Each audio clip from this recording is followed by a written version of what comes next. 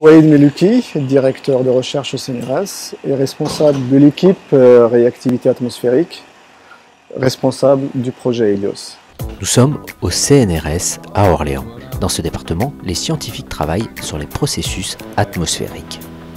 Plus précisément, ils observent comment les molécules chimiques évoluent dans l'atmosphère. Ils en traduisent l'impact sur la qualité de l'air et les changements climatiques. Des études qui portent sur les conséquences très concrètes de nos habitudes de consommation.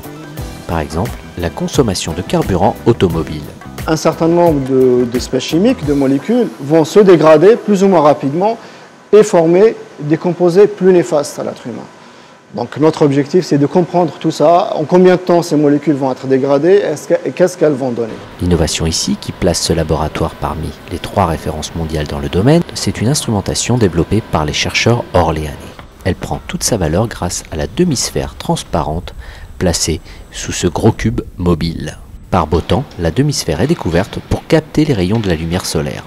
Les chercheurs du CNRS orléanais peuvent ainsi étudier l'évolution des molécules de gaz dans une ambiance confinée mais sous l'ensemble des rayons du spectre solaire. Ce qui est impossible à reproduire sous un éclairage électrique de laboratoire. Bon nombre de capteurs placés dans la demi-sphère cartographie l'évolution des molécules de gaz à étudier par les chercheurs sous un environnement solaire strict. La lumière que vous voyez à l'extérieur est la même que celle qui est à l'intérieur. Ce film en téflon, c'est une matière spécifique. Elle permet, donc le film permet que toute la lumière atteigne l'intérieur. Donc c'est comme si on était à l'extérieur. Cette chambre de simulation atmosphérique Helios, c'est son nom, devrait faire du CNRS orléanais un centre d'excellence en recherche atmosphérique.